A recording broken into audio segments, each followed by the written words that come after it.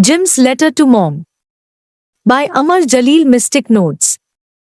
In the wake of anthrax threat to the country these days, I am working as a voluntary consultant with the Pakistan Postal Services. It is not for the first time that I have taken up a special assignment with the Postal Services. From time to time, over the last many years, I have intermittently worked with them. Soon after the assassination of Prime Minister Liaquat Ali Khan, way back in 1951, I hit the headlines and jolted the country with my theory. I developed a doctrine and maintained that it was no doubt important to find out who assassinated Liaquat Ali Khan, but it was more essential to work out who killed Syed Akbar, his assassin, there and then. I asserted, it is on the record, that if the terminator of Syed Akbar, the planted killer of Prime Minister of Pakistan, was not nabbed, the invincible behind-the-scene kingmakers in Pakistan would make a mockery of your forefathers' struggle for independence. Since no one in the country took my theory seriously, I, then a college student, decided to go about solving the murder mystery independently. I joined Postal Services as a sorter, a miserly paid job in Pakistan. I believe awe-inspiring secrets change hands in the letters people send to each other every day. Working on my theory, I fiddled with letters. I kept track of certain letters posted from and received at common addresses into prominent cities of Pakistan. Through clandestine methods, I opened, read, and closed the envelopes. I was almost on the verge of knowing precisely who killed the assassin of Liaquat Ali Khan when I was interrupted in my work. I was picked up by a group of tough men in a black car. They took me to a desolate place and subjected me to incessant questioning. Those were the good old days. Torture never preceded questioning. Nowadays, the investigation procedures have undergone a change.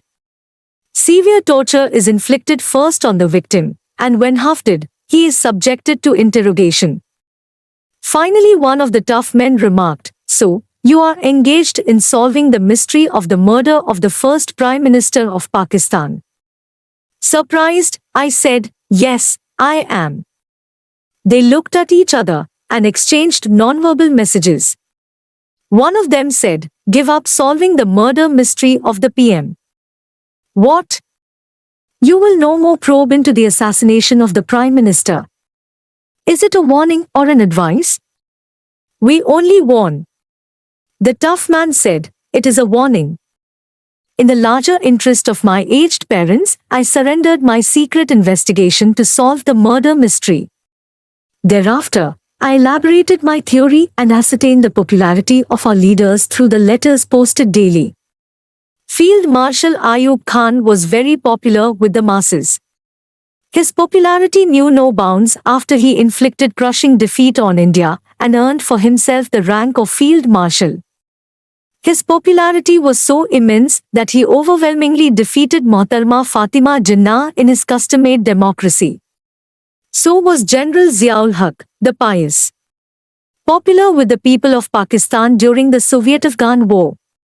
The influx of Afghan refugees, heroin, hashish and weapons in Pakistan did not diminish his popularity. His popularity grew leaps and bounds after USSR ignominiously retreated from Afghanistan and then disintegrated. Let me divulge a secret that is no more a secret.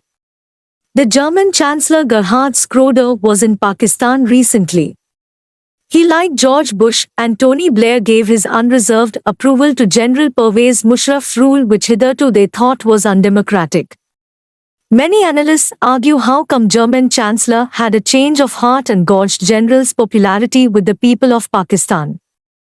Well, I provided authentic information on the popularity of our rulers before and after the Anglo-American-Afghan War to the advance party of the German Chancellor. It was based on my fiddling with the letters in the sorting section of the post offices. The people of Pakistan have extended full support to General Musharraf in his dealings with the superpowers in their war politics. Pakistanis are happy on the endless arrival of Afghan refugees. They feel grateful to the rich countries to have written off staggering outstanding loans against Pakistan in exchange for what we have done for them. Thus, Mr. Schroeder's statement was based on my information which his advance party passed on to him. Sorting, and then fiddling with certain letters reveal untold stories. While trying to identify letters carrying anthrax at the postal services, I came across an odd envelope. It was addressed to my mom in San Francisco. What aroused my suspicion was the envelope bore only ₹2 stamp. It was from Jim, currently engaged in ground operations in Afghanistan. It confirmed my doubts. Had it been a letter from a Marine to his mom in America, it ought to have been dispatched through an official pouch. I opened the envelope and pulled a small piece of a paper from it. It contained no powder. I read the letter. Mom, day before yesterday they dropped me between the rugged mountains called Halakat in the heart of Afghanistan.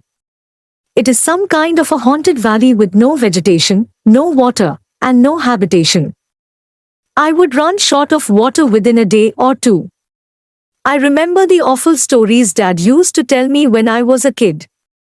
Now I clearly visualize his ordeal when landing his parachute had tangled between the treetops of the rainforest in Vietnam. He was left suspended from the treetops for 10 years.